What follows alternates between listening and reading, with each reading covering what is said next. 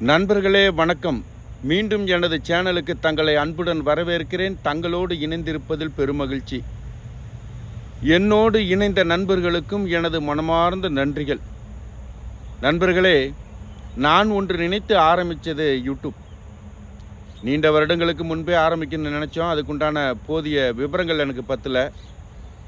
அதன் பிறகு சிறு சிறு காணொளிகளை பார்த்து எப்படி யூடியூப்பில் காணொளிகள் செய்யறதுன்னு கற்றுக்கிட்டு ஒரு சோதனை காணொலியாக 2 சின்ன சின்ன காணொளிகள் பண்ணியிருந்தேன். அதன் பிறகு நிறையா கற்றுக்கிட்டு யதார்த்தமாக என்னோடய வாழ்க்கையில் நடந்த உண்மை நிகழ்வாகிய ஒரு காணொலியை பதிவு பண்ணியிருந்தேன். அந்த காணொலிக்கு நிறைய வரவேற்பு கொடுத்துருந்தீங்க. நான் எதிர்பார்க்கவே இல்லை. அதன் பிறகு அதனை சார்ந்த காணொலிகள் நிறையா பண்ணியிருந்தேன். அதுக்கு நிறையா வரவேற்பு கொடுத்துருந்தீங்க. குறைந்த நாட்களிலேயே ஒரு குறைந்த காணொலியிலேயே எனக்கு மோனிட்டேஷன் ஆகி நிறைய பார்வையாளர்கள் வந்தீங்க. அதன் பிறகு வேலை நிமித்தமாக, வருமான தேவையின் நிமித்தமாக, பண தேவையின் நிமித்தமாக நான் வேறு நாட்டுக்கு வர வேண்டிய சூழல் ஏற்பட்டுருச்சு. அதன் பிறகு என்னால் காணொளி பண்ண முடியலை. அந்த காணொளிகளையே இன்னும் நிறையா நபர்கள் பார்த்துக்கிட்டு என்னோடய சேனலுக்கு ஆதரவு கொடுக்குறீங்க. அதுக்கு எனது மனமார்ந்த நன்றிகள்.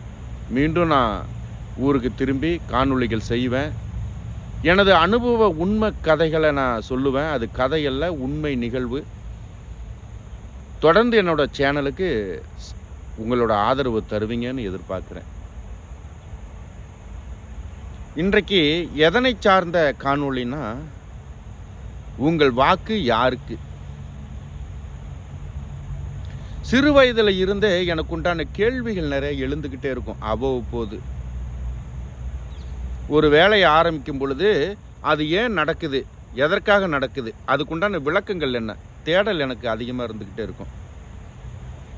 நான் சிங்கப்பூர் வந்த உடனே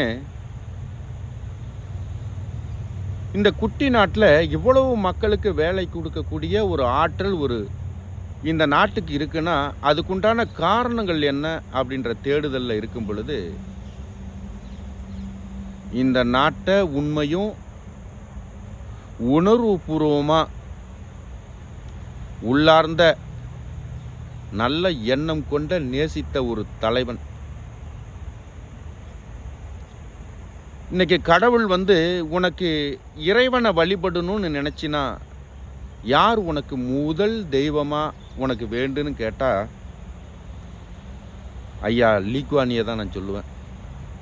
காரணம் ஏன்னு கேட்டிங்கன்னா, நான் ஒரு பாமர ஒரு சிறு விவசாய குடும்பத்தை சார்ந்த ஒரு நபர். விவசாயம்னா ஏதோ ஒரு நலிவுற்ற ஒரு தொழில் போன்ற ஒரு தோரணை வரும்.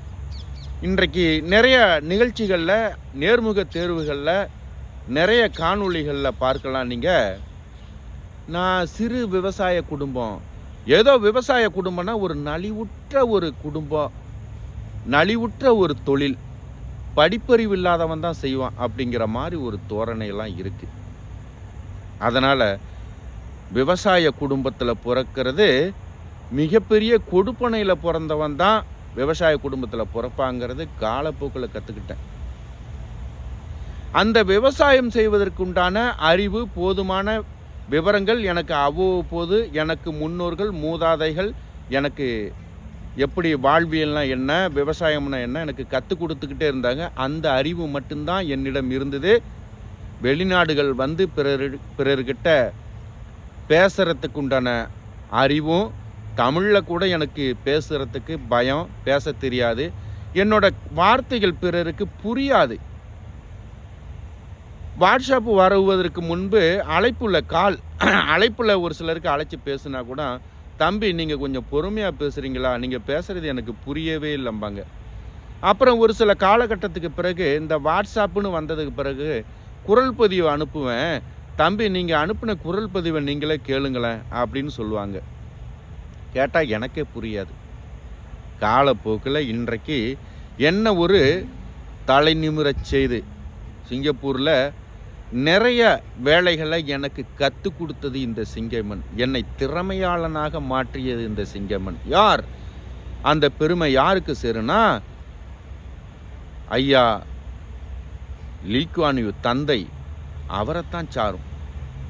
அப்போ என்னை போன்ற ஒரு பாமரனை ஒரு உயர்ந்த தொழில்நுட்பங்கள் கொண்ட நாட்டில் வாழ முடியும், நீயும் இங்கே வளர முடியும், உனக்கு உண்டான போதிய அறிவை வளர்த்துக்க முடியும் அப்படின்னு நிறைய இடங்களில் பயிற்சி வகுப்புகளை திறந்து ஆங்காங்கே உனக்கு தேவையான விவரங்கள் கற்றுக்கொள்வதற்கு உண்டான வாய்ப்புகளை கொடுத்து நீ கற்றுக்கோன்னு சொன்னது இந்த சிங்கமன்.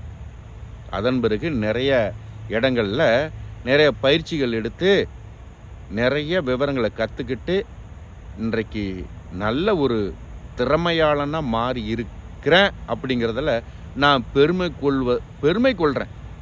அப்படி என்னை மாற்றியது யார்? இந்த சிங்கமன். இந்த மண்ணையும் மக்களையும் நேசித்தவங்க. சரி, அப்படி இருந்தவன் இன்றைக்கு உங்கள் ஓட்டு யாருக்கு உங்களோட ஓட்டுங்கிற தலைப்பில் எதுக்குடா நீ பேசுகிற, அப்படியே இருந்துட வேண்டியதானே அப்படின்னு எண்ணங்கள் எனக்கும் அவ்வப்போது வந்துக்கிட்டு இருக்கும். இந்த காணொலியை பார்க்குற உங்களுக்கு வந்துக்கிட்டு இருக்கும். நான் நல்லா சம்பாதிக்கிறேன், நிறைய சம்பாதிக்கிறேன்.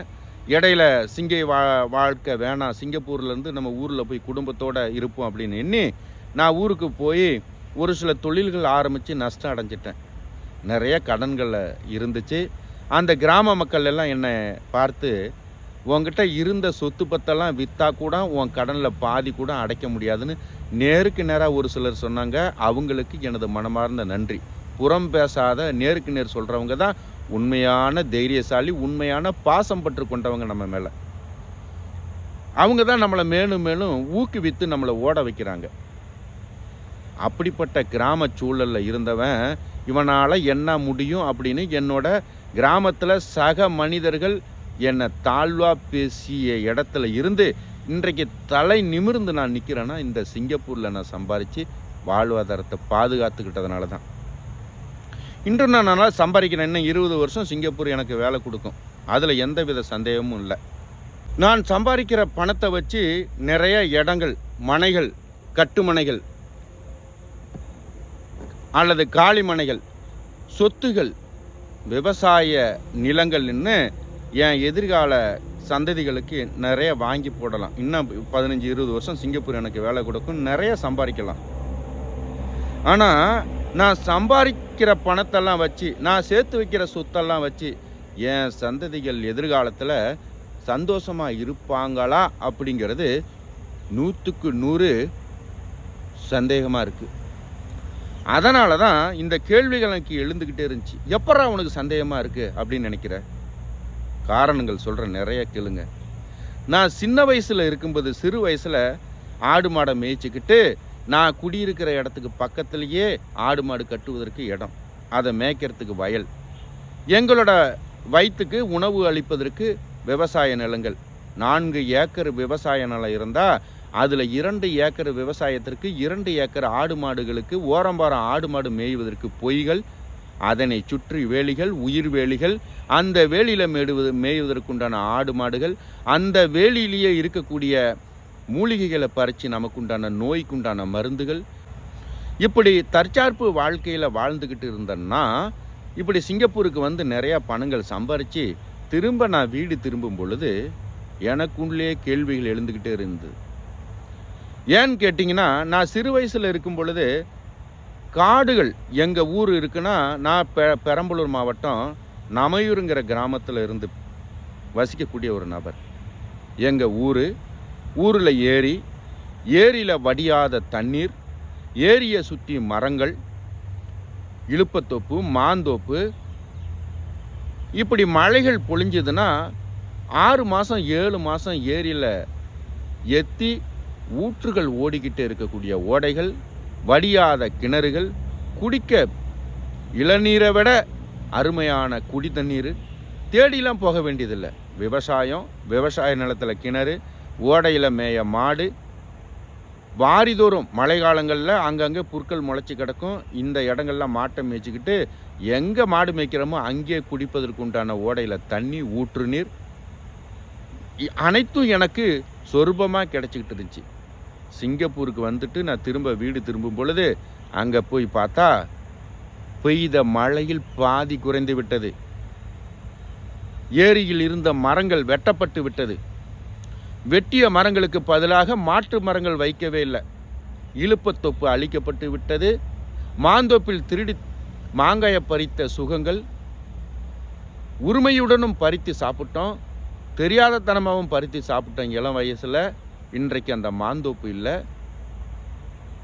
ஐயா, நான் உறங்க பெரிய மாளிகை கட்டி நான் உறங்கலை. அங்கே படுத்த இடத்துல எனக்கு உறக்க வரும். வயலில் படுத்து தூங்குவோம். ஒரு கொசுக்கள் இல்லை, நல்ல காற்று, நல்ல நீர். இப்படி அனைத்தும் இயற்கை சார்ந்து நான் வாழ்ந்துக்கிட்டு இருந்த என்ன சிங்கப்பூர் வந்துட்டு ஊடு திரும்பி பார்த்தா எல்லாமே பாதியாக குறைந்து விட்டது. வீட்டில் இன்னைக்கு படுத்தோம்னா ஒரு காத்தாடி இல்லாமல் தூங்க முடியல. காத்தாடி கூட இருக்கல, மின்வசதி கூட இருக்கட்டுமே, இன்னைக்கு குளிர் சாதன பெட்டி ஏசி இல்லாமல் தூங்க முடியல ஒவ்வொரு வீடும். அப்போ திடீர்னு ஒரு நாள் கரண்ட் இல்லாட்டினா என்னடா நடக்கும் இந்த உலகத்தில் அப்படின்னு சிறு வயசுல இருந்தே கேள்விகள் எனக்குள்ளே வந்துக்கிட்டு இருந்துச்சு. ஆமாம், நாம் இந்த இயற்கையோட ரசித்து ருசித்து வாழ்ந்துக்கிட்டு இருந்தோமே, நாம் பிள்ளைங்க எதடா அனுபவிக்க போகிறாங்க? ஒன்றுமே இல்லை. காலையில் எழுந்திரிச்சா 4 செவுத்துக்குள்ள வீடு, வீட்டுக்குள்ள சோறு, 10 புத்தகத்தை தூக்கிக்கிட்டு பையி, அதன் பிறகு பஸ்ஸில் பேருந்தில் ஏறி போனால் அங்கே பள்ளிக்கூடத்தில் படின்னு போட்டு வதைக்கிறப்போ பாட கல்வி முறை. ஆமாம், நம்மளெல்லாம் யாரை அந்த அளவுக்கு போட்டு வதைச்சா? கல்விக்கூடம் என்பது ஒரு சுகமாக ஜாலியாக பையை தூக்கிட்டு போக வேண்டியது, தூக்கி போட்டுட்டு உட்கார வேண்டியது, ஜாலியாக சாப்பாடு போட்டால் வாங்கி சாப்பிட வேண்டியது, வீட்டில் பள்ளி அறையில் கொடுக்கக்கூடிய உணவு சரியில்லைன்னா வீட்டில் வந்து சாப்பிட வேண்டியது, திரும்ப சாயங்காலம் ஓடியார வேண்டியது, தெருவில் நின்று பையை தூக்கி கிடாவிட்டு போய் வயல் வேலையை பார்க்க வேண்டியது, ஆடு மாடுகளோட நெருங்கி வாழக்கூடிய ஒரு சூழல் இருந்தது. கறக்க பால், பசுமாடு, குடிக்க பால், தயிர், நெய், வெண்ணெய் இதையெல்லாம் இருந்து இன்னைக்கு இழந்துட்டோமே. அப்போ இந்த எதிர்கால சந்ததிகளுக்கு என்ன தடை நம்ம கொடுத்துட்டு போகிறோம் அப்படின்ற கேள்வி எப்போ சிங்கப்பூர் வந்துட்டு 4 வருடம் கழித்து திரும்ப நான் 2007-6 வாக்கில் வீடு திரும்பும் பொழுது இந்த கேள்வி எனக்குள்ளே இருந்தது. என்னடா, கிணறு முழுக்க நிறைந்த நீர், ஏற்றி தண்ணி ஓடக்கூடிய நீர், வாரி எங்கும் தண்ணீர், இப்படி இருந்த இடத்துல இன்றைக்கு பாதி பருவமழை பொய்த்து விட்டதே, இதற்குண்டான காரணங்கள் என்ன என்ற கேள்விகள்லாம் எனக்குள்ளே எழுந்துக்கிட்டே இருந்தது. அப்போ இதையெல்லாம் பாதுகாத்திருக்கக்கூடிய பொறுப்பும் கடமையும் யாருக்கு இருந்திருக்கணும்? நம்ம யாருக்கு வாக்கு செலுத்தி நமது உரிமையை அவர்கிட்ட கொடுத்து, எனக்கான ஆள் நீ தான், எனக்கான முடிவை நீ எது எடுத்தாலும் எனக்கு சம்மந்தம் அப்படிங்கிறதுக்கு பதில் தான் வாக்கு.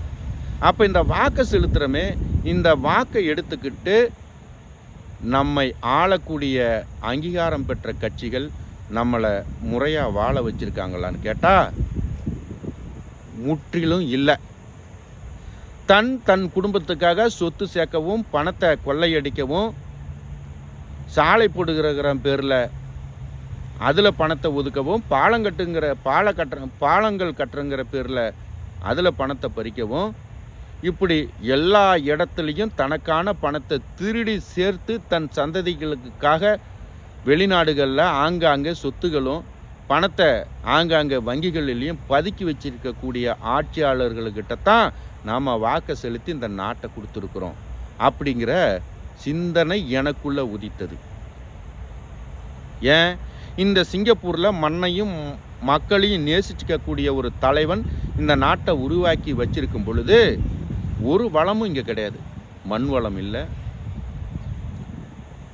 இயற்கை வளம் எதுவுமே இல்லை.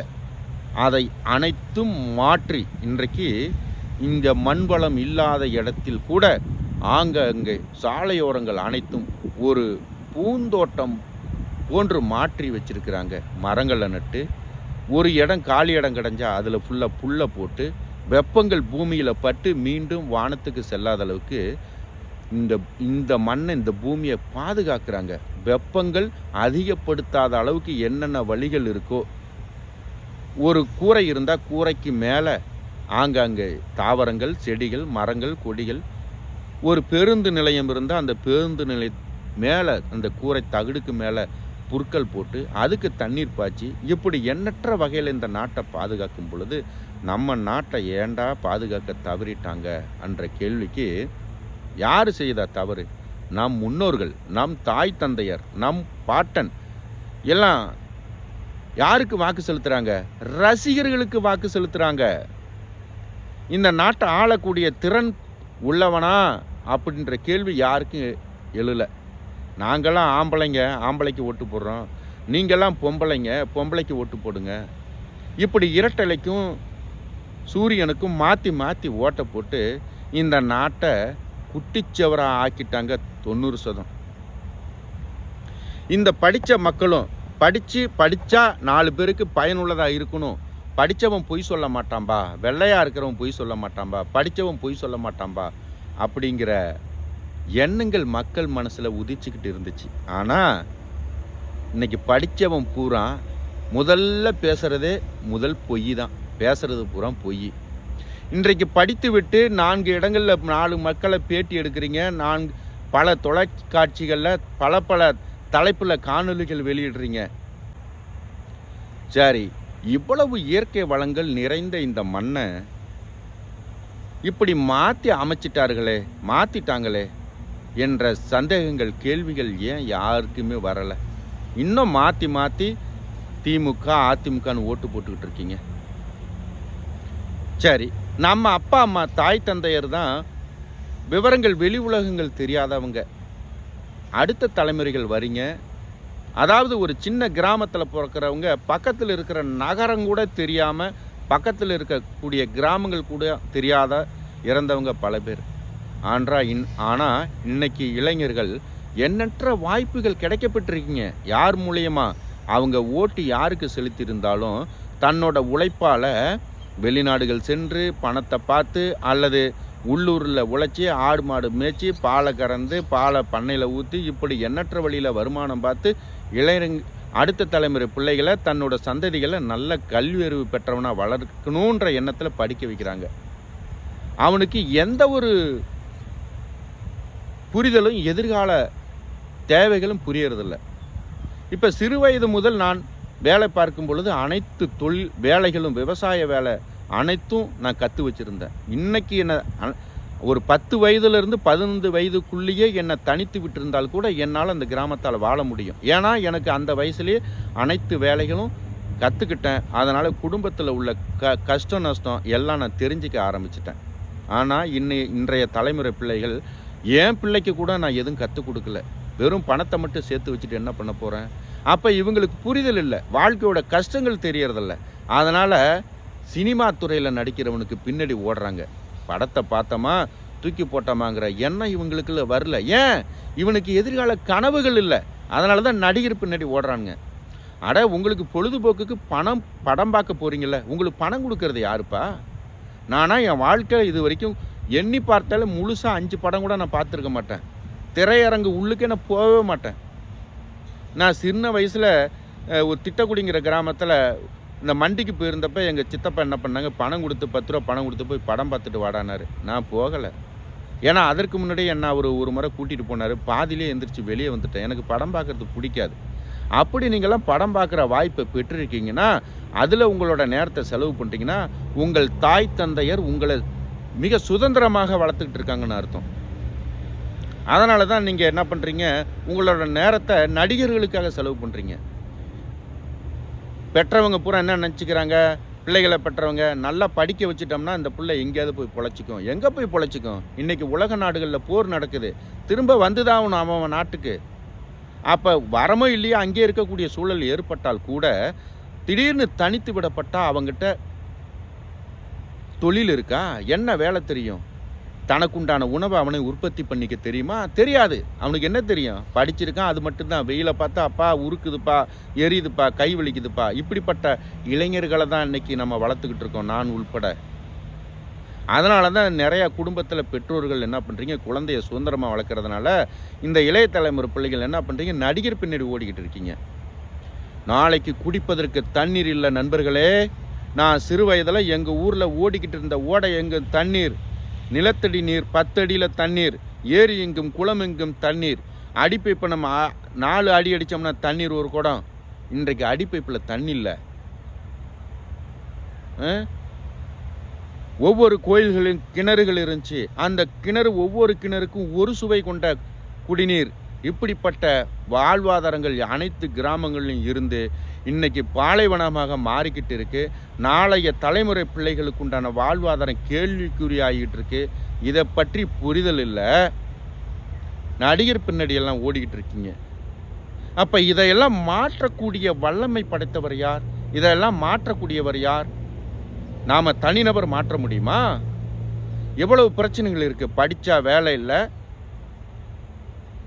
படிச்சுட்டு வெளிநாடுகளுக்கு வேலைக்கு வந்தால் அந்த படிப்புக்கேற்ற திறமை இல்லை. 5-6 சர்டிஃபிகேட் வச்சுருக்காங்க. வேலை செய்ய சொன்னால் அந்த படிப்புக்கும் இவர்கிட்ட இருக்கிற அறிவுக்கும் போதுமான விவரங்கள் புரியல. சர்டிஃபிகேட் மட்டும் வரிசையாக வச்சுருக்கிறாரு. தனி திறமை இல்லை.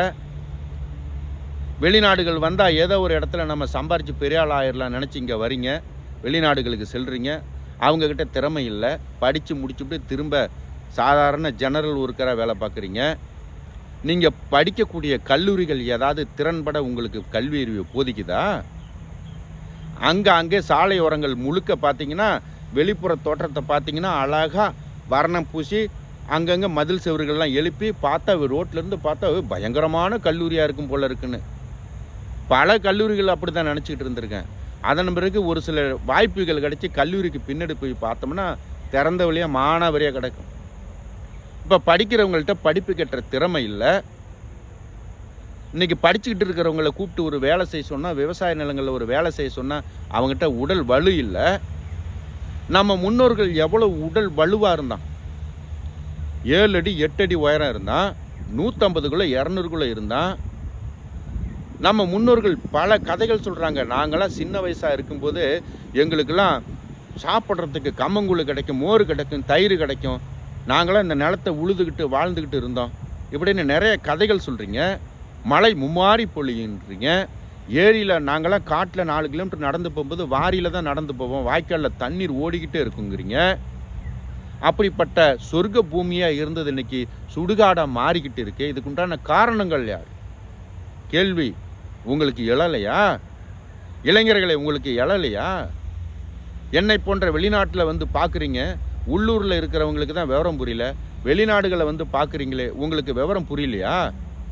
வந்து பார்க்குறீங்களே, இந்த சின்ன சின்ன நாடுகள் எல்லாம் உலக மக்களுக்கு வேலை கொடுக்குது, பாதுகாப்பு, சாலை, கட்டமைப்பு, கட்டிடங்கள், போக்குவரத்து எல்லாம் சரியாக நடக்கக்கூடிய நாட்டில் இருக்கிறீங்களே, பார்க்குறீங்களே, உங்களுக்கு அறிவு எட்டலையா?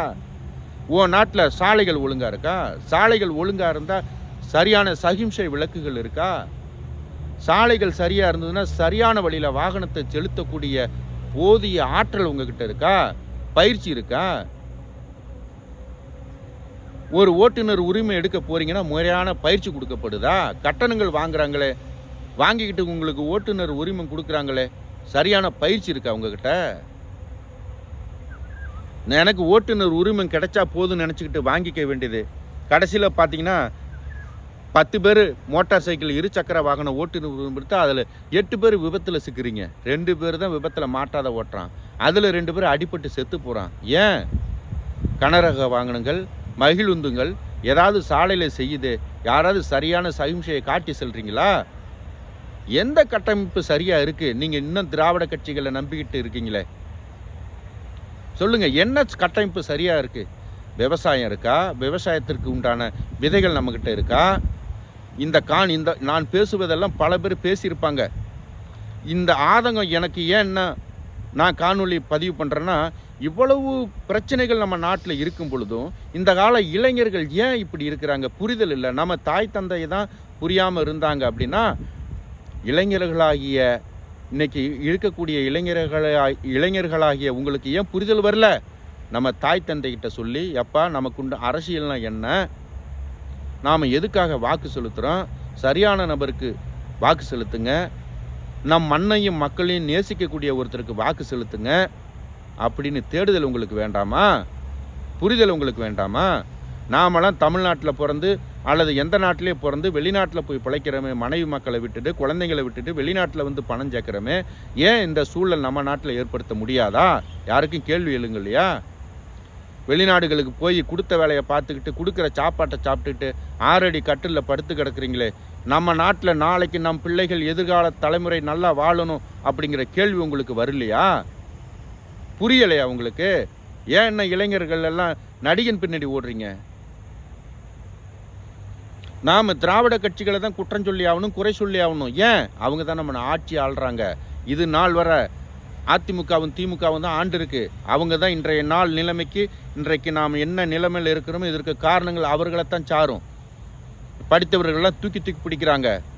யாரெல்லாம் படிச்சுட்டு திராவிட கட்சிகளுக்கு இன்னும் சொம்பு தூக்கிட்டு இருக்கீங்களோ, நாளை இந்த மண்ணில் தவிக்க போகிறது. நான் வாய் விட்டு உங்களுக்கு வாசாப்பே விடுறேன்.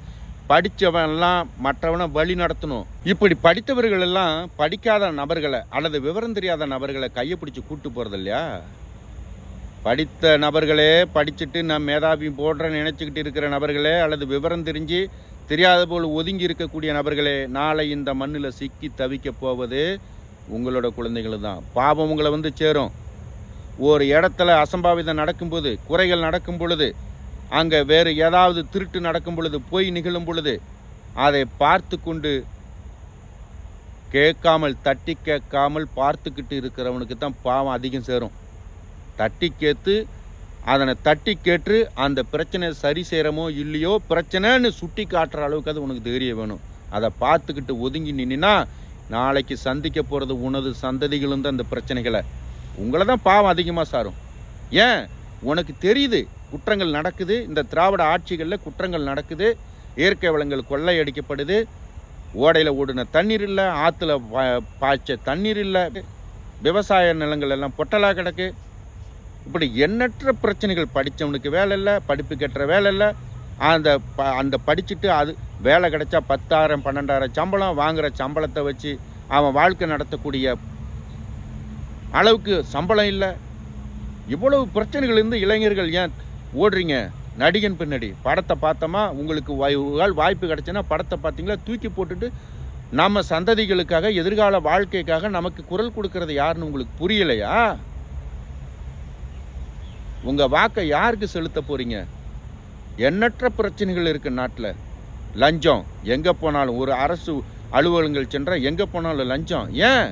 நீ சரியான தலைவனை உங்களுக்கு தேர்ந்தெடுக்க தெரியல, உங்களுக்கு சரியான நபரை தேர்ந்தெடுக்க தெரியல.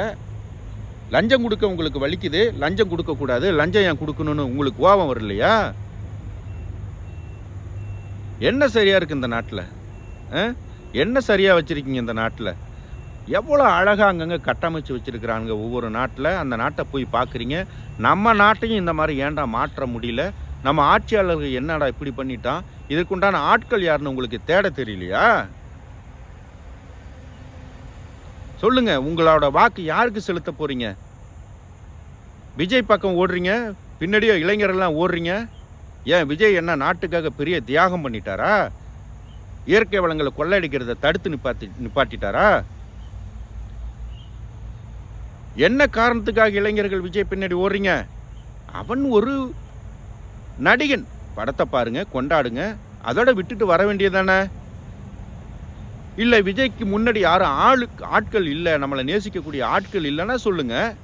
இதுக்கு முன்னாடி ஆள் யாருமே இல்லை, அதனால மாற்று கட்சியை தேடுறணும் சொல்லுங்க.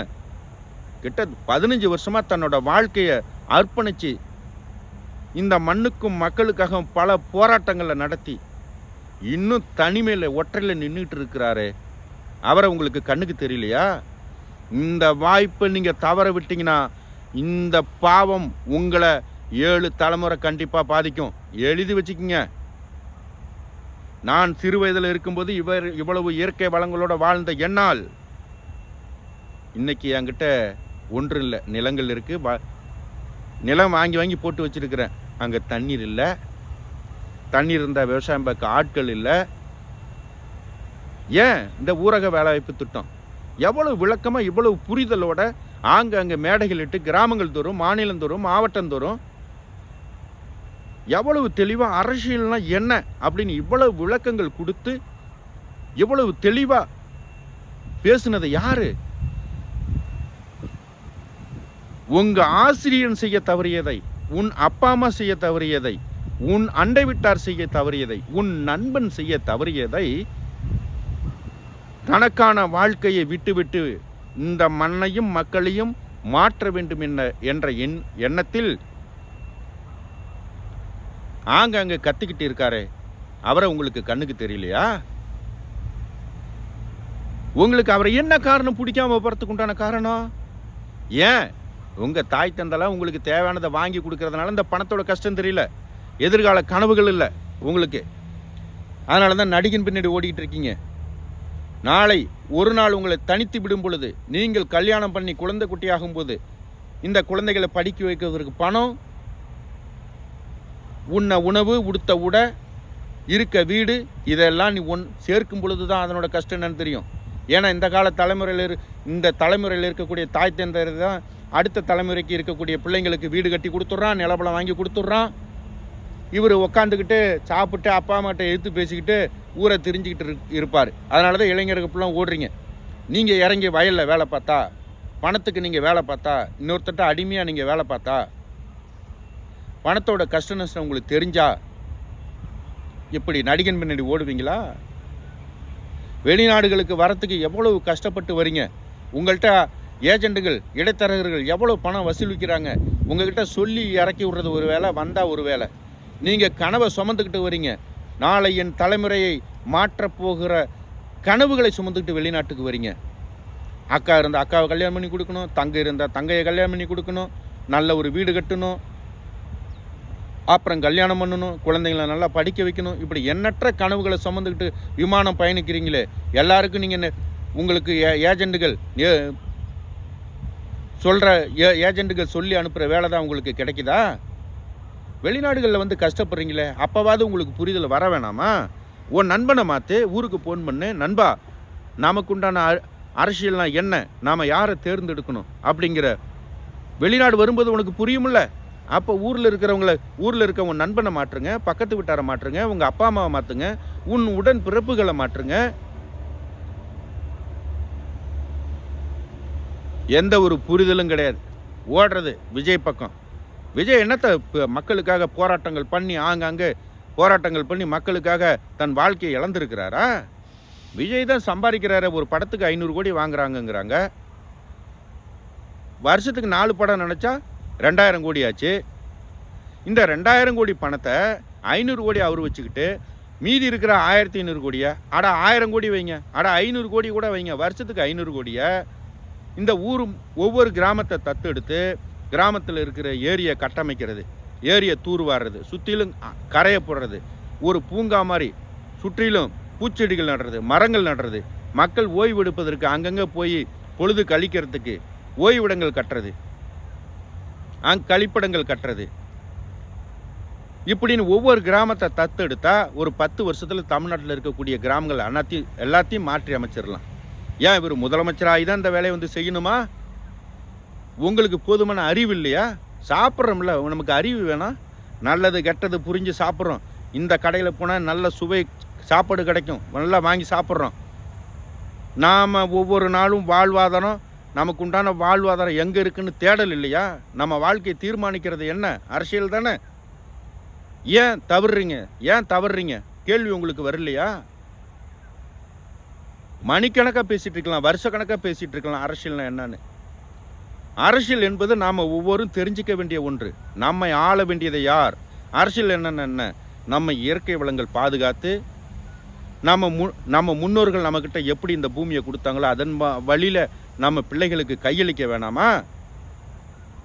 சொல்லுங்க. என் தாய் தந்தை எனக்கு கொடுத்த நிலங்களை இயற்கை வளத்தோடு எங்கள் தாத்தா கொடுத்தார். இன்னைக்கு என்ன இருக்குது?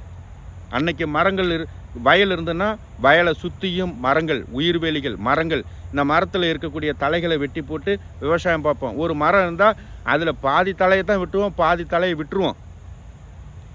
ஒரு மரத்தில் ஒரு காயங்கள் ஏற்படுத்த முடியாது. நமக்கு உண்டான உணவை நாமளே உற்பத்தி பண்ணணும். இன்றைக்கெல்லாம் நவீன விவசாயம் வந்துட்டோம். நவீன விவசாயிகள் டிராக்டர் வந்துச்சு, வெட்டுறா, வயக்காட்டை பூரா பெருசாக மாத்துறா. எதுக்கு? அந்த காலத்தில் விவசாயம் பார்க்க விளைநிலங்களை நல்லா பதப்படுத்தி நஞ்ச நிலமாக மாற்றினானே, அவனுக்கு தெரியாதா பெரிய வயக்காட்டாக மாற்றணுன்னு? இவளை கோட்டைகள், சுவர்கள், கோயில்கள் கட்டினவனுக்கு இந்த விவசாய நிலத்தை ஏக்கர் கணக்கில் மாற்ற தெரியாதா? அன்றைக்கு எதற்காக விவசாய நிலத்தை சின்ன வயல்களாக வச்சுருந்தான்? இவன் பரியில் ஏத்தம் இறைக்கும் பொழுது தண்ணீர் போய் பாய்வதற்கு வசதியாகும், மழை பொழிஞ்சதுன்னா வரப்புகள்லாம் பெரிய பெரிய வரப்புகள் அந்த காலத்தில் இருந்துச்சு. எங்கே போச்சு இந்த வரப்பெல்லாம்? அதிநவீன விவசாயிகள் நாங்கள்லாம் வந்துட்டோம். வரப்புகள்லாம் இடிக்க வேண்டியது, அரைக்காணி 1 ஏக்கருக்கு ஒரு வேக்காடாக மாற்ற வேண்டியது, வேக்காடாக மாற்றி இந்த ஓரம் இருக்க மரத்தை பூரா வெட்ட வேண்டியது, வெட்டி ஒரு பயிரை வச்சுவிட்டு இந்த கிணறுல இருக்க தண்ணியை பூரா 50 ஹெச்பி மோட்டாரை போட்டு உறிஞ்சி ஊற்றணும். அரை மணி நேரத்தில் காடை பூரா பாய்ச்சி பண்ணி வீட்டில் போய் உட்காந்துருக்கணும்.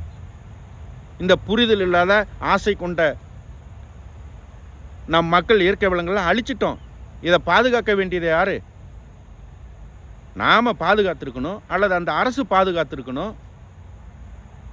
நாம் ஒரு விதத்தில் தவறு செய்யும் பொழுது நமக்கு உண்டான அரசியல் நம்மளை வழி நடத்தக்கூடிய ஆட்சியாளர்கள் நம்மளை என்ன பண்ணியிருக்கணும்? சட்டங்கள் இயற்றிருக்கணும். விவசாய நிலம்னா இத்தனை மரங்கள் இருக்கணும், மரத்தில் தலைகளை நீங்கள் உரிமையின்றி வெட்டக்கூடாது. ஆதி காலத்தில் எப்படி பராமரித்தாங்களோ, நம்ம முன்னோர்கள் எப்படி அவங்களோட அறிவை, வாழ்வியலோட அறிவை நம்மகிட்ட கடத்தினாங்களோ அதன் வழியில் வாழணும். இப்படி சட்டங்கள் ஈட்டிருக்கிறது இல்லையா? ஒரு ஓட்டு கேட்க கிராமம் வராங்களே, அதுபோல் மாதத்துக்கு ஒரு முறை கிராமங்களை பார்வையிட வேணாமா நம்ம ஆட்சியாளர்கள்? எப்படி மக்கள் விவசாயம் பண்ணுறாங்க, அதுக்குண்டான விலை என்ன, இவன் எப்படி வாழ்வாதாரம் நடத்துகிறான், இவன் நடத்தக்கூடிய வாழ்வாதாரத்தை வச்சு இவன் பிள்ளைங்களை படிக்க வைக்க முடியுமா, இவன் வாழ்க்கையை நடத்த முடியுமா? யாருக்கு அந்த அறிவு இருக்கா? இல்லை இந்த அறிவு உள்ளவனை தான் நம்ம தேர்ந்தெடுக்கிறோமா? அப்படிப்பட்டவனை தான் நம்மளால் தேர்ந்தெடுக்க முடியல. நமக்கு எங்கே போகிறது? சுய அறிவு வேணாமா? வர வேண்டியது, ஆட்சிக்கு வர வேண்டியது, வீடு வீடாக வந்து ஓட்டு கேட்க வேண்டியது, ஓட்டை வாங்க வேண்டியது, அதன் பிறகு போய் உட்காந்துக்கிட்டு இருக்கிறத பூரா கொள்ளையடித்து தன்னோட எதிர்கால சந்ததிகளுக்காக சேர்த்து வச்சுக்க வேண்டியது. நமக்கு எங்கே சுய அறிவு வேணாம்? எனக்கெல்லாம் அரசியல் யார் கற்றுக் கொடுத்தா? அரசியல் பாடம் போனேன்னா, பள்ளிக்கூடம் போனேன்னா அரசியலுக்கு தனியாக? ஏன் தேடல் வருது? அரசியல்னா என்ன?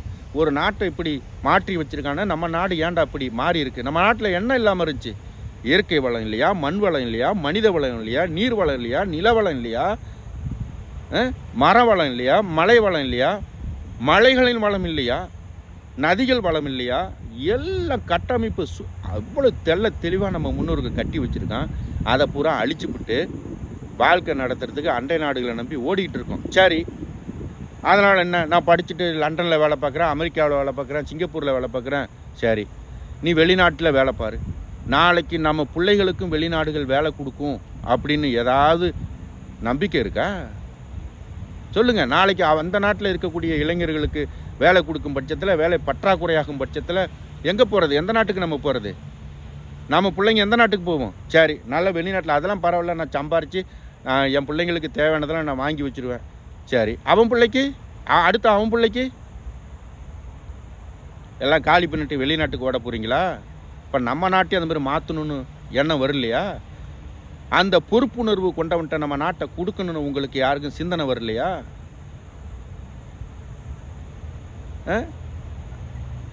ஒரு அரசியல் மூத்த பல கருப்பையான ஒருத்தர் பேசுகிறாரு, எப்படியோ விஜய் அரசியலுக்கு வந்திருக்க காலம் மிக கடுமையான காலம். சரி, எப்படியோ இவர் வந்ததுனால் சீமான் க்ளோஸ். அந்த காணொலியை பாருங்க. விஜய் அரசியலுக்குள் நுழைந்திருக்கிற காலம் ரொம்ப மோசமான காலம். இவர் வந்ததினால் உடனடியாக நடந்தது சீமான் க்ளோஸ். விஜய் அரசியலுக்கு வந்ததனால் சீமான் க்ளோஸ். என்ன சீமான் க்ளோஸு? திராவிட கட்சிகள் போல 1000 கோடி 2000 கோடி 5000 கோடி 10,000 கோடி மக்கள்கிட்ட ஓட்டுக்கு பணம் கொடுத்து வாக்கு சேகரித்து கொள்ளடிக்கிறதுக்கு காத்திருக்கிறவன், முதலீடு பண்ணவன் எதுவும் கையை விட்டு இழந்துட்டானா சீமான் க்ளோஸ். சீமான் போராடுவது எதிர்கால தலைமுறை பிள்ளைகளுக்காக அப்படிங்கிற சிந்தனை வர வேணாமா? ஐயா, உங்களுக்குள்ள ஒரு கருத்து வேறுபாடு இருக்கலாம். அண்ணன் சீமானுக்கும் உங்களுக்கும் கருத்து வேறுபாடு இருக்கலாம். உங்களுக்கு அவரை பிடிக்காம இருக்கலாம். ஆனால் அவர் பேசுகிற அரசியலை உங்களால் நிராகரிக்க முடியுமா? என்ன திராவிட கட்சிகள் பிடுங்குனீங்க? இருக்கிற மலைகளை பூரா வெட்டி தின்னுபிட்டீங்க, ஆங்காங்கே இருந்த மரங்களை பூரா வெட்டி தின்னுபிட்டீங்க. ஐயா பல கருப்பையா அவர்களே, உங்களுக்கும் அண்ணன் சீமானுக்கும் கருத்து வேறுபாடுகள் இருக்கலாம். அண்ணன் சீமான் பேசுகிற அரசியலை புறக்கணிக்க முடியுமா? சொல்லுங்கள். நீங்கள் சாலையில் பயணிக்கிறீங்களே, பாதுகாப்பாக பயணிக்கிறீங்களா? ஆங்காங்கே சத்தங்கள், ஒலி, எதுக்கு ஹாரன் அடிக்கிறாங்க? சாலைகளில் ஏதாவது முறையான சாலைகள் இருக்கா? சாலைகளில் சகிம்சை விளக்குகள் இருக்கா? சாலையில் சகிம்சை விளக்குகள் இருந்தாலும் அங்கே போக்குவரத்து காவலர்களோட துணையின்றி அந்த சகிம்சை விளக்கு இயங்குதா? சாலையில் ஒழுங்கான வரிசைகள் இருக்கா? வர்ண கோடுகள் இருக்கா? என்ன இருக்கு உங்கள் ஆட்சியாளர்கள் செஞ்ச வள்ளல் செயல்? சீமான் க்ளோஸ். ஏன் சீமான் என்ன அவரோட குழந்தைகளுக்கும் அவரோட மனைவி மக்களுக்கும் ஏதாவது கொள்ளையடிச்சு சேர்த்து வச்சுட்டு போகலான்னு நினச்சாரா? சீமான் க்ளோஸ். ஏன் சீமான் க்ளோஸ்? உங்களை மாதிரி ஆட்கள்லாம் இருக்கிறதுனால தான் இந்த நாடு மண்ணாக போயிட்டுருக்கு. இந்த சாபங்கள்லாம் உங்களை மாதிரி ஆட்களை என்ன பண்ணுன்னு தெரியல. இளைஞர்கள் பூரா உன் நாட்டில் படித்த இளைஞர்களுக்கு வேலை கொடுக்க வக்கில்ல. உன் நாட்டு இளைஞர்கள்லாம் தடுமாறிட்டு இருக்கான். வெவ்வேறு நாட்டில் ஓடி வேலை தேடிட்டு இருக்கான். படித்தவனுக்கு வேலை இல்லை, படிப்பு கட்டுற ஊதியம் இல்லை, ஊதியம் இருந்தால் வாழ்வாதாரத்தை நடத்துகிற அளவுக்கு சம்பளம் ஊதியம் இல்லை. என்ன நீங்கள் சரியாக கொடுத்துட்டீங்க? இந்த தமிழ் பரதேசி பயல்களுக்கு முட்டா பயல்களுக்கு அறிவு வேணாமா? நாம் முன்னோர்கள் எவ்வளோ அறிவாளிகளாக இருந்திருக்கான். அதன் வழியில் வந்த பரம்பரையில் வந்த நாம் எங்கடா போச்சு உங்களுக்குலாம் அறிவு? எழுத வேண்டியது ஏதாவது பிடிக்கலைன்னா எழுத வேண்டியது, கண்ணா பண்ணாலும் காணொலி எடுத்து விட வேண்டியது. ஏண்டா நீங்களாம் நல்ல தாய் தந்தைக்கு தான் பிறந்தீங்களாடா? தவறான முறையில் சித்தரித்து காணொலிகள் விடுறது, இது போன்ற ஒரு மூத்தவங்க பேசுறது எவ்வளோ தூரம் பாதிக்கும்? என்னமோ இந்த நாட்டு மக்களுக்கெல்லாம் நீங்கள் நல்ல வேலை வாய்ப்பை ஏற்படுத்தி கொடுத்து ஆங்காங்கே அவன் சுகபோகமாக வாழ்கிற போல் சீமான் க்ளோஸ். ஏன் விஜய் என்ன அப்படி வந்து பிடுங்கி விட்டாரு? திரைப்படம் நடிச்சு வர வருமானத்தை பூரா மக்களுக்கு வாரி இறைச்சி அவனுக்கு கல்வி இலவசமாக கொடுத்துட்டாரு, கல்லூரிகள் கட்டி கொடுத்துட்டாரு இலவசமாக படிங்கன்னு. படித்தவனுக்கு பூரா நானே வேலை கொடுக்குறேன்னு அங்கங்கே ஆலைகள் கட்டி ஃபேக்ட்ரிகள் கட்டி ஐடி அதுன்னு கட்டி வேலை கொடுக்குறாரு. உங்களுக்குள்ள கருத்து வேறுபாடுகள் இருந்தால் மேடை நாகரிகத்தோட பேசுங்க. அண்ணன் சீமான் பேசுகிற அரசியலை யாராவது நிராகரிக்க முடியுமா? நீங்கள் தானே ஆண்டு இருக்கீங்க. திமுக திராவிட ஆட்சிகள் தானே திமுக மாற்றி ஆண்டிருக்கு. ஏதோ இந்த அம்மா ஜெயலலிதா இருந்தப்போ நிறைய ஒரு சில நல்ல விஷயங்கள் செஞ்சாங்க. அதுக்கு இந்த மக்கள் வாய்ப்பு கொடுத்தா தானே மறுபடி இங்கே தான் உன் நாட்டில் பொது இடங்களில் எச்சி துப்பக்கூடாதுன்னு ஒரு சட்டம் போட்டால் நீங்கள் வந்ததுன்னா நீங்கள் போய் தூங்குறவன் சூத்தில் எச்சி துப்பலாம், தூங்கிட்டு இருக்கிறவன் பையில் போய் எச்சி துப்பலான்னு அடுத்த ஆட்சியாளர்கள் மக்களை வந்து முட்டாளாக்குறது. ஏய் அப்பா அந்த அம்மா இருந்ததுன்னா எச்சி துப்பக்கூடாதுங்கப்பா, ஐயா கருணாநிதி வந்தாருன்னா நீ அடுத்தவன் மூஞ்சில் கூட எச்சி துப்பலான்னு சட்டம் போட்டாருப்பா, போடுப்பா. மாற்றி ஓட்டு போடுறது.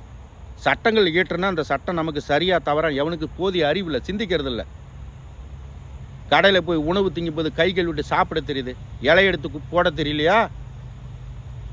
பொது வெளியில் ஆங்காங்கே சாப்பிட்றீங்க, வெத்தலை போடுறீங்க, பான்பரகு போடுறீங்க, அதை சரியான இடத்துல துப்புணுன்னு தெரியலையா? நம்ம முன்னோர்கள் கற்றுக் கொடுக்கலையா? நம்ம முன்னோர்கள் வெத்தலை பாக்கு போடுற பழக்கம் இருந்தாலும் அவன் துப்புறத்துக்குன்னு ஒரு குவளை வச்சுருந்தான். தெருவங்கும் துப்புறீங்க. ஒரு நகரத்துக்கு போனோம்னா, சின்ன நகரத்துக்கு போனோம்னா ஒரு வாகனங்கள் நிறுத்த சரியான இடம் இருக்கா? பேருந்து நிலையம் முறையாக கட்டியிருக்கீங்களா? அந்த பேருந்து நிறுத்தத்தில் மக்கள் சரியாக பயணிக்கக்கூடிய நிழல் குடைகள் இருக்கா? அவன் அமர்ந்து ஏறத்துக்கு இருக்கைகள் இருக்கா? இல்லை பேருந்து வரும் பொழுது சரியான வழிநட பாதைகள் இருக்கா? அவன் சிறுநீர் கழிக்க கழிவறைகள் இருக்கா? இருந்தாலும் சுத்தமாக இருக்கா? என்னடா இந்த நாட்டில் நீங்கள் சரியாக வச்சுருக்கீங்க? ஓடுறீங்களே, தூக்கி பிடிக்கிறீங்களே திரும்ப திராவிட கட்சிகளை. இந்த மாதிரி மேடையில் பேசுகிறவன் பூரா அவன் அங்கங்கே 500 1000ன்னு பணத்தை வாங்கிக்கிட்டு 500 கோடி 1000 கோடின்னு பணத்தை வாங்கிக்கிட்டு லட்சக்கணக்கில் பணத்தை வாங்கிக்கிட்டு வாயில் வரதை பேச வேண்டியது. சீமான் க்ளோஸ். ஒரு ஆட்சியாளன் எப்படி வாழ்றானோ அதுபோல் ஒரு கிராமத்தில் இருக்கக்கூடிய ஒரு சாதாரண எளிய குடிமகன் அந்த வாழ்க்கையை வாழணும். அவன் தான் சரியான ஆட்சியாளன். நீங்களாம் ஓட்டு கேட்க வரும்போது அம்மா ஆயான்னு தெருவுக்கு கும்பிடு போட்டு வர வேண்டியது. உங்களுக்கு முட்டாள் மக்கள் 500 1000 காசை வாங்கிட்டு ஓட்ட போட்ட உடனே அதுக்கப்புறம் ஐயா ஏசி வண்டியில் தான் வருவார். அப்படியே காலரை ஏற்றி விட்டுக்குவாங்க. இந்த காலர் கழுத்தில் மோதாது, வெள்ளை சட்டை தான் அப்படியே மடிப்பு கலையாத அப்படியே நிற்கும். ஏன் நீங்களாம் ஓட்டை வாங்கிக்கிட்டால் பெரிய கொம்பு முளைச்சிக்குமா? நீங்களாம் மனிதர்கள் இல்லையா? ஓட்டு கேட்க வரீங்களே, சக மனிதனோட தான் இறங்கி ஓட்டு கேட்குறீங்க. மாதம் ஒரு முறை உன் கிராமத்தை, உன்னோட தொகுதியை, உன்னோட மாவட்டத்தை போய் பார்வையிடு. மக்கள் எப்படி வாழ்கிறான்? அவன் குடிக்க தண்ணீர் இருக்கா? உண்ண உணவு இருக்கா? விவசாயம் தண்ணீர் இருக்கா? அவன் வாழ்வாதாரம் எதை நம்பி வாழ்கிறான்? எதன் அடிப்படையில் அவன் வாழ்வாதாரம் வாழ்கிறான்? அவனுக்கு அடிப்படை தேவைகள் எல்லாம் பூர்த்தி செஞ்சு கொடுத்துருக்குறோமா? கொள்ளடிச்சு வைக்கிறீங்களாடா, எங்கடா கொண்டு வைக்க போகிறீங்க? நாளை உன் சந்ததி உங்களெல்லாம் வந்து செருப்பால் அடிக்குதல்லைன்னு பாருங்கடா. டேய், நீங்களாம் வெளிநாடுகளில் பதுக்கி வெளிநாடுகளில் கொண்டு சொத்து வாங்கி போட்டு எல்லாம் ஓடிப்போலான்னு நினைக்கிறீங்க. இந்த பிரபஞ்சம் யாரையும் சும்மா விட்டதில்ல. நீ எதை செய்கிறியோ அது மறுபடி உனக்கோ உன் சந்ததிக்கே வரும். நீ நல்லது செஞ்சால் உன் சந்ததிகளுக்கு நல்லது வரும். நீ சேர்த்து வச்சிருக்கிற சொத்து பொன் பொருள் எல்லாம் உன் சந்ததிகளை சேரும். நீ திருடி வச்சிருக்கிற பாவத்தை பக்கத்து வீட்டுக்காரனை அனுபவிப்பான், அங்கேயும் புள்ள தான் அனுபவிக்கும். காத்துரு, நாளை நீ திருடி சேர்த்து வைக்கக்கூடிய சொத்தை தின்பதற்கு எதிர்கால சந்ததி இல்லாத நடுத்தெருவில் நிற்க மாட்டா உங்கள் குடும்பம். எத்தனை இளைஞர்கள் வெளிநாடுகளில் போய் தவங்கிடந்துக்கிட்டு கிடக்குறான். சரியான சாப்பாடு இல்லை. அங்கேயும் நம்ம தமிழை போலெல்லாம் கடையை திறந்து வச்சுக்கிட்டு சாப்பாடு பார்த்தா புண்ணாக்கு கட்டி மாதிரி கட்டி கொடுத்துட்றான். இதை வெளியில் சொன்னோம்னா நம்ம கட்டி வந்த பணத்தை கடன் அடைக்கணுமே அப்படிங்கிற வயிற்றுச்சல் அங்கங்கே படுத்துக்கிட்டு இருக்கிறான். அந்தந்த நாடுகள் நம்புது நம்ம வேலையாட்களை பத்திரமா தான் பார்த்துக்குறோம் அப்படின்னு. எல்லாம் அதுக்கு முன்னாடி ஒரு குறிப்பிட்ட வருடத்துக்கு முன்னெல்லாம் நான் சமைக்கிற சாப்பாட்டை கொடுத்துட்டு கேட்டரிங் சாப்பாட்டை வாங்கி சாப்பிடுவோம். அவ்வளோ சுவையாக இருக்கும். இன்றைக்கி சாப்பாடு கொடுக்குறானுங்க, புண்ணாக்கு கட்டி மாதிரி உடைக்க ஒரு சுற்றி வேணும். குழம்ப உடச்சி ஊற்றுனா அது என்ன குழம்புன்னே தெரியல. அதில் ஒரு காய் பார்க்க முடியாது. ஏதோ எண்ணெய் மிதக்கும், அது கூட மஞ்சளாக மிதக்கும். என்னடா குழம்பு எவனுக்கும் கணிக்க தெரியாது. இதை வெளியே சொன்னோம்னா நம்ம 5 லட்சம் 10 லட்சம் பணம் கட்டி வந்திருக்கிறோமே, இந்த கடனை எப்படா கட்டுறது, நம்ம எதிர்கால கனவுகள் என்ன இப்படின்னு அப்படியே பொங்கி புழுங்கி போய் கிடக்குறான் அங்கங்கே நிம்மதி இல்லாமல். இதுக்கெல்லாம் காரணங்கள் யார்? உங்களை மாதிரி ஆட்சியாளர்கள் தான். அதுபோல் வெளிநாட்டில் இருக்கிறவங்களும் வந்து அறிவில்லை. நம்ம இந்த வாழ்க்கைக்கு நிலை யாரா? நம்மளை ஆண்டவன் எவன்டா? ஏன்டா அப்படி ஆண்டான்? எல்லாரும் வீறு கொண்டு எழுந்திருக்க வேண்டாமா? வீடு அக்கம் பக்கம் இருக்கிறவன்ட்டெல்லாம் ஆளாண்டு சொல்லி மாற்ற வேண்டாமா? இன்னும் அவனுக்கு 500 1000 பணத்தை அவனுக்கு ஓட்ட போட்டுக்கிட்டு இருக்கீங்க. என்னடா இங்கே சரியாக வச்சுருக்கீங்க நீங்கள்? நண்பர்களை, இந்த காணொலி மூலம் நான் சொல்ல விருப்பப்படுறது என்னென்னா, இது என்னோட சுயநலத்துக்காக நான் காணொலி வெளியிடலை. ஆங்காங்கே பார்க்கக்கூடிய நம்ம மக்கள் படுற அவதிகளை பார்க்கும் பொழுது மனம் பொங்குது. எனக்கு வருமானம் பத்தாமல்ல, என்னை நல்லா ஆக்கி வச்சிருக்குது இந்த பிரபஞ்சம். என்ன சிங்கப்பூர் நல்லா வாழ வச்சிருக்கு.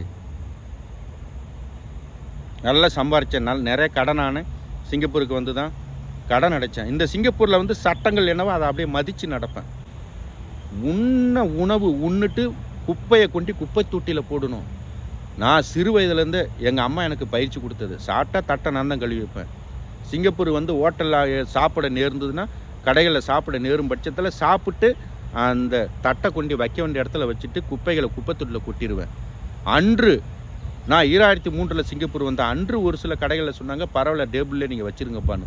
ஆனால் அதன் பிறகு சட்டமே போட்டாங்க, சாப்பிட்ட உடனே தட்டை கொண்டு வைக்கணும்னு. ஏன்? நல்ல சட்டத்தை ஏற்றி மக்களை, நாகரிகமான மக்களை, ஒழுக்கமான மக்களை மாற்றுறாங்க. நம்ம தமிழ்நாட்டில் அப்படி இல்லை. ஒன்றை பற்றி அக்கறை இருக்கா? நல்ல தந்தையர் என்ன பண்ணுவான்? தான் குழந்தைய தான் என்னெல்லாம் அனுபவிச்சானோ, தான் என்னெல்லாம் இந்த உலகத்தில் கற்றுக்கிட்டானோ, தன்னோட அறிவை குழந்தைகள்கிட்ட கடத்துவான். அது கடினமாக தான் இருக்கும் குழந்தைக்கு. ஆனால் ஒரு நாள் தனித்து விடும் பொழுது அவனுக்கு புரியும், நம்ம அப்பா நமக்கு நல்லதாக சொல்லி கொடுத்துருக்கான்னு. அது நாள் வரை புரியாது. என்றைக்கு அப்பா அம்மாவோட கக்கத்துலேயே இருக்கிறவரை உங்களுக்கு தெரியாது. அப்பா திட்டுறாங்க, அம்மா திட்டுறாங்க, இப்படி தான் உங்களுக்கு தெரியும்.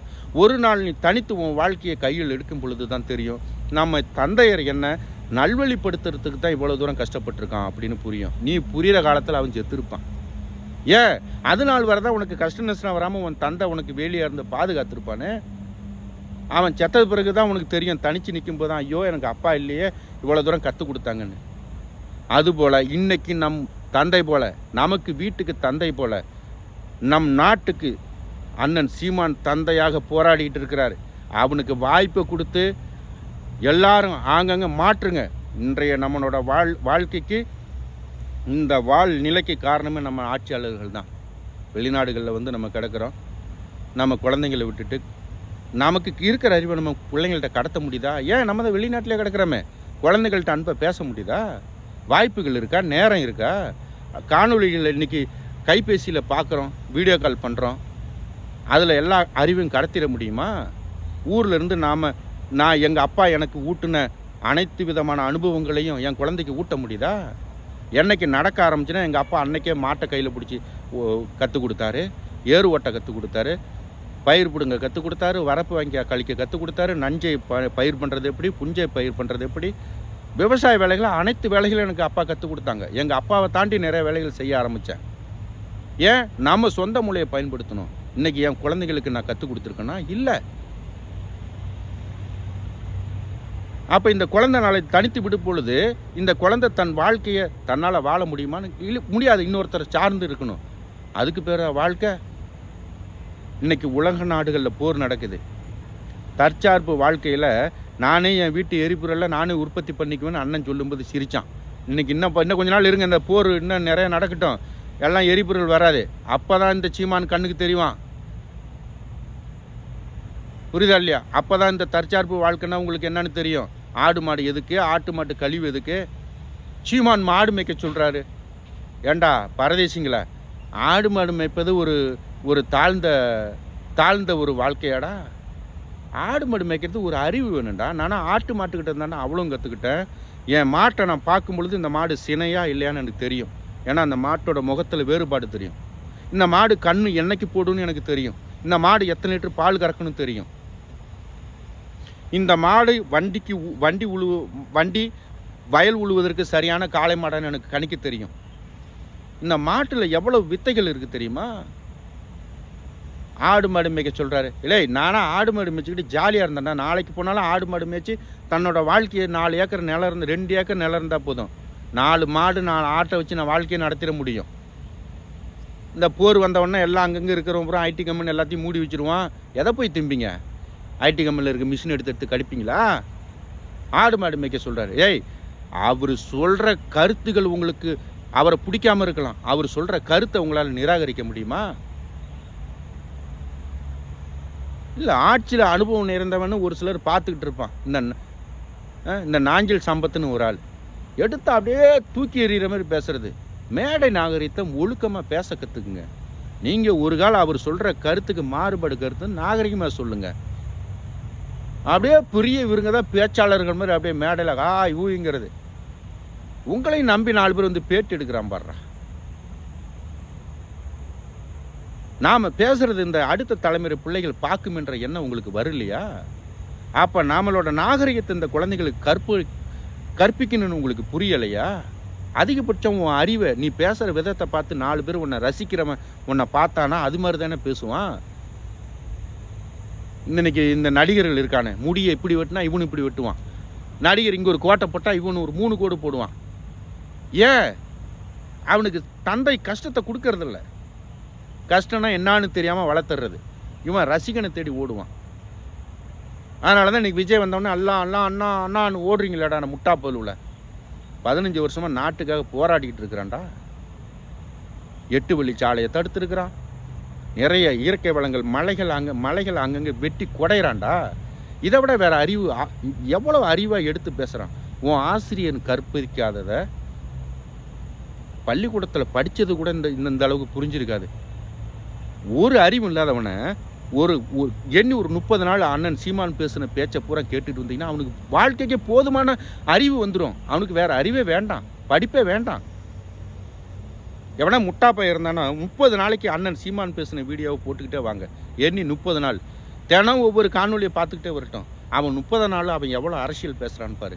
அரசியல்னா என்னன்னு அவனுக்கு ஒரு புரிதல் வந்துடும் பாரு. இப்படிப்பட்ட ஒரு ஆசான்றா, இப்படிப்பட்ட ஒரு ஆசான் நமக்கெல்லாம் கிடைச்சது மிகப்பெரிய கொடுப்பனை. இந்த வாய்ப்பு நீ தவறு விட்ட நாம் அடுத்த தலைமுறை பிள்ளைகள் எல்லாம் நம்மளை தேடி வந்து செருப்பால் அடிக்க மாட்டான். உக்காளி எலும்பு புதைச்சி எடுத்து அட்டிச்சு நொறுக்குவான்.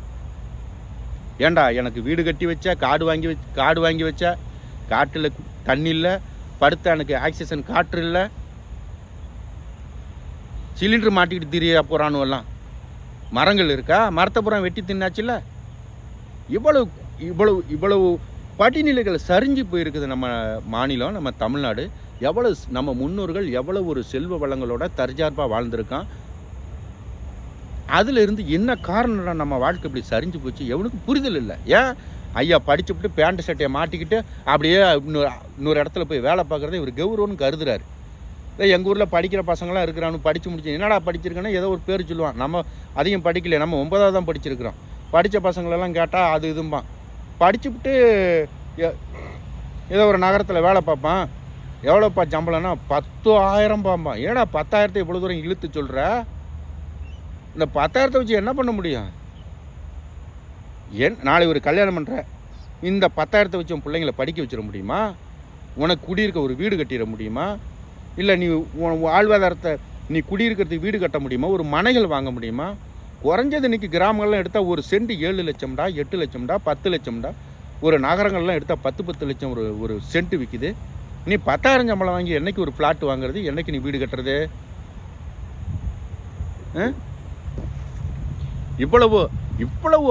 எவ்வளவு அறிவை கொட்டி கொடுக்குறாரு நமக்கு அண்ணன் சீமான்.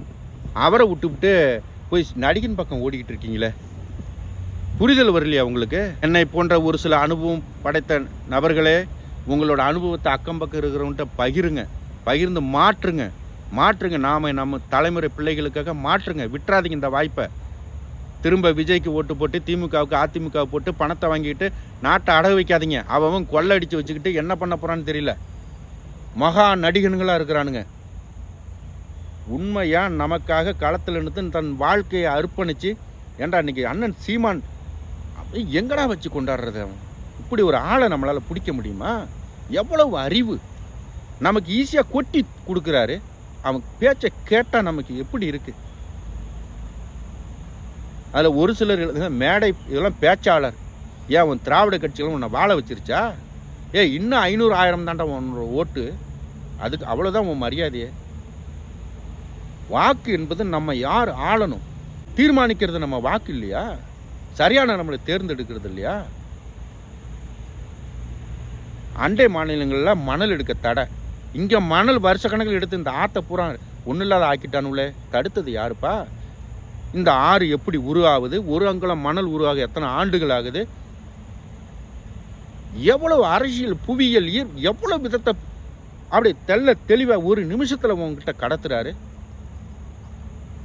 இதெல்லாம் உண்மை இல்லையா? சத்தியம் இல்லையா? ஆங்கங்கே வெட்டக்கூடிய மலைகள் மேற்கு தொடர்ச்சி மலைகளை பூரா உடச்சிக்கிட்டு இருக்காங்க. சரி, இந்த மலையை நம்மளால் உருவாக்க முடியுமா? அந்த மலையை சார்ந்த அண்ணன் எவ்வளோ தூரம் பேசியிருக்கிறாரு. நமக்கு எங்கே போகுது புரிதல்? சிந்திங்க. யாருக்கு உங்கள் ஓட்டை போட போகிறீங்க? உங்களோட வாக்கை யாருக்கு செலுத்த போகிறீங்க? வாக்கு நம்ம மிகப்பெரிய ஆயுதம். நம்மளை யார் ஆள வேண்டும்னு சிந்தித்து செயல்படுங்க. எதுக்கு வாக்கு செலுத்துகிறோம்? யாருக்கு இப்போ ஓட்டு போட போகிறீங்க? சிந்திக்க வேணாமா? வந்தவன் போனவனுக்கெல்லாம் வாக்கை கொடுத்துட்டு, கலைஞருக்கு அறிவாலயம், பெரியாருக்கு பூங்கா, அதை யாரும் நாங்கள் குறை சொல்லலையே. ஏன் நம்ம பாட்டன் முப்பாட்டன் ராஜராஜ சோழன், ராஜேந்திர சோழன் இவங்களுக்கு ஒரு மண்டபம் கட்ட முடியாதா? எங்கடா போச்சு உங்கள் அறிவு? இங்களே தான் ஆளுங்கப்பா. இதுக்கு முன்னாடி இவங்களுக்கெல்லாம் நீங்கள் கல்லறைகள் கட்டுறீங்க, அறிவாலயம் கட்டுறீங்க, பூங்கா கட்டுறீங்க. பெரியார் பூங்கா ஆங்காங்கே. பெரம்பலூர் மாவட்டம் போய் பாருங்க, பாடாலூரில் பெரியார் குடில்னு ஒரு பள்ளிக்கூடம் இருக்குது. அதை நல்லா கட்டுங்க, இலவசமாக கல்வி கொடுங்க. அந்த பள்ளிக்கூடத்தில் நான் படித்தவன். அந்த பெரியார் குடியில் போய் பாருங்கள் எப்படி இருக்குன்னு. நான் படித்தப்பெல்லாம் சரியான கழிவறைகள் செல்வதற்கு கூட வசதி இருக்காது. ஆங்காங்கே கிணறுகளில் போய் குளிச்சுட்டு வருவோம். பக்கத்தில் இருக்கக்கூடிய விவசாய நிலங்களில் போய் குளிச்சுட்டு வருவோம். அங்கே சிறு சிறு பிரச்சனைகளும் ஏற்படும். குளிக்கும்போது கேணியில் விழுந்துருவோம். சாலையில் வரும்போது வண்டியில் அடிபட்டுலாம் இறந்துருக்குறாங்க. பெரம்பலூர் மாவட்டத்தில் இந்த சிறுவாச்சூர் பக்கத்தில் கட்டியிருக்கீங்க பெரியார் பூங்கா. அந்த பூங்கா இருக்கிற மாதிரி நாட்டை மாற்ற முடியாதா? பெரியார் அங்கன்னா உயிரோட இருக்காரு. அவருக்கு பூரா அங்கங்கே செட்டிகளை வச்சு அதை பராமரிக்கிங்க. அங்கங்கே பூச்செடியாக இருக்குது. ஏன் அது மாதிரி நீங்கள் பெரம்பலூர் மாவட்டத்தை பூரா மாற்ற முடியாதா? தமிழ்நாட்டை ஃபுல்லாக மாற்ற முடியாதா? ஒரு பூங்காவை மாற்ற உங்களால் முடியும் பொழுது என் நாட்டை பூரா மாற்ற முடியாதா? ஏன் உங்களுக்கு அக்கறை இல்லை? அக்கறை இருக்கவன்ட்டா நாட்டை கொடுக்க தெரியல இவனுக்கு. நான் பெரியாருக்கு பூங்கா கட்டுவதை நான் குறை சொல்லலை. பக்கத்தில் இருக்க அந்த பெரியார் குடில், அந்த பள்ளிக்கூடத்தில் நல்லா சீரமைச்சு அதில் 1000 2000 பேர் படிக்கிற மாதிரி பண்ணியிருந்தா அந்த அறிவு இளைஞர்களுக்கு கிடைக்கும்ல. அந்த பள்ளிக்கூடம் அப்படியே தான் கிடக்கு, அந்த ஓட்டு கொட்டாயோடு கிடந்துச்சு. இப்போ பார்த்தா ஏதோ கான்கிரீட்லாம் ஊற்றி வச்சுருந்தாங்க. நான் இப்போ சமீபத்தில் பார்த்து 5-6 வருஷம் ஆகிப்போச்சு. முடிஞ்சால் ஒரு நாள் நம்ம காணொலியில் அந்த பெரியார்குடியில் பள்ளிக்கூடத்தை பற்றி எடுத்து போடுறோம் பாருங்கள், பாடாலூரில். நம்ம முன்னோர்கள் உலகமே வியக்குது தமிழனோட கட்டிடக்கலை, வாழ்வியல். எப்பறம் இதெல்லாம் கட்டியிருப்பான், உருவாக்கியிருப்பான்? நம்ம நாட்டில் இருக்கிற கட்டிடக்கலையை பார்த்துட்டு உலகங்கள்லாம் அதை பார்த்து காப்பி அடிக்கிறான். பார்த்தா இவன் கண்டுபிடிச்ச மாதிரி. ஏன் இவன் வரலாறு உலகுக்கு தெரியப்படுத்த விரும்புகிறான். நம்ம வரலாறு அழிஞ்சிக்கிட்டு இருக்கு. இதெல்லாம் தட்டி கேட்குறது யார்? அங்கங்கே விமான நிலையங்கள்லாம் ஹிந்தியில் இருந்துச்சு, ஹிந்திலையும் இங்கிலீஷ்லேயும். தமிழில் இன்றைக்கி எழுதி வச்சுருக்கிறாங்க. அதுக்கெல்லாம் காரணங்கள் யார்? தொடர்ச்சியாக போராட்டங்கள் நடத்தினது யார்? நமக்கு ஒரு அறிவு வர வேணாமா? யாருக்கு ஓட்டு போட போகிறீங்க? நம்மளை பாதுகாக்க நினைக்கிறதுக்கு தன்னோட வாழ்க்கையை அர்ப்பணித்து இந்த மண்ணுக்கும் மக்களுக்காகவும் போராடிக்கிட்டு இருக்கிற அண்ணன் சீமானுக்கா, இந்த திரைப்பட நடிகன் ஒருத்தன் வந்திருக்கான அவனுக்கா?